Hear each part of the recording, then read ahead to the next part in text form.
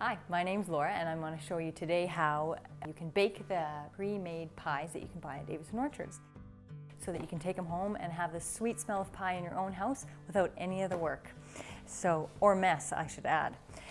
So we've got a couple of different pies. We've got a few different varieties that are available, but basically all the fruit pies that have a pastry top are baked the same way. So today I've got a frozen apple pie and a frozen apple crate berry pie. So when you bring them home, you want to keep them frozen until you're ready to go. So the first thing that you'll do is preheat your oven. When that's good and hot, then you take them out of your freezer. There is written out instructions inside. You want to take them directly out of the bag. So that's an apple crate berry pie. And this is one of our deep dish apple pies. To save yourself a dirty oven, it's a good idea to put them on a pan because they can sometimes overboil when they get to the end. I'm going to bake both of these here at the same time so that we can kind of see the difference and see how they're baked. So this is really all you need to do. Take them out of your box, put them on your pan, preheat your oven, and then put them straight in. Because we're working with a completely frozen pie, it's going to take a little bit longer, so we're looking at 1 hour and 3/4 to 2 hours, depending on your oven a little bit. So we're going to set our timer for 1.5 hours. So we don't even need to look at it for 90 minutes. So for the apple crumble pie, it works a little bit differently because it doesn't have a pastry top, it has the crumble top. So again, you're going to, once your oven is hot, you'll take it out of the freezer and out of the bag.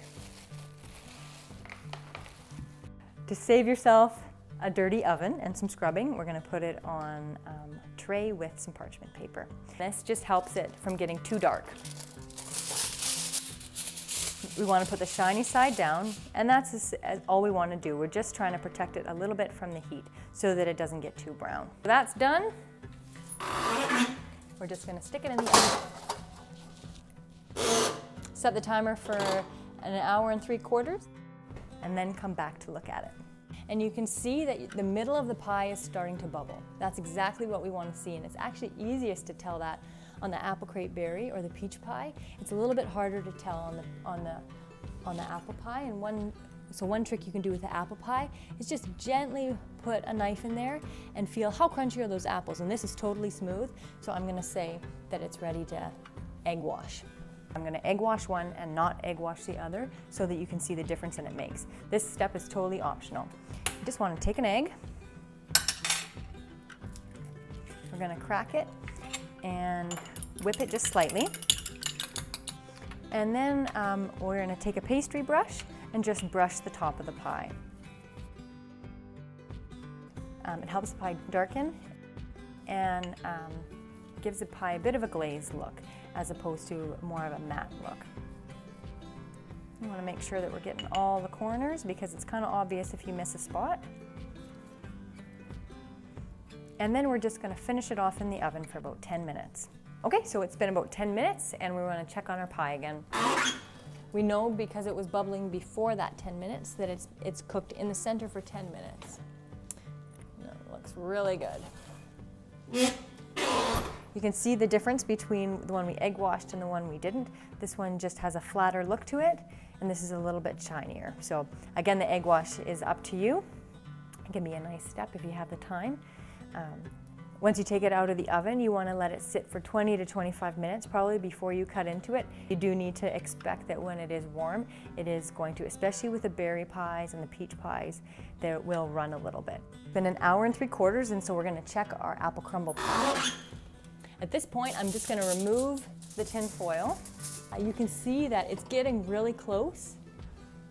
One way that you can check that is just by inserting a fork in here and seeing how firm are the apples. I can still feel a little bit of crunch, so I know it needs a little bit more time, and I can see in here that it's still, the crumble needs a little bit more time to crisp up. So I'm just going to put it in there, leave it uncovered, and set my timer for about 10 minutes. This looks awesome. You can see that there's the pie is bubbling. It's bubbling over, which is nice that we have that parchment paper in there and it's not making smoke come out of my oven. And the pie is nicely browned.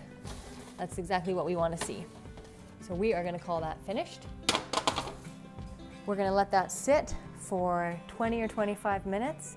It's best when you can eat your pie warm, but if it's too hot, then it's just gonna fall apart and you're gonna have trouble getting it out of the pie tin.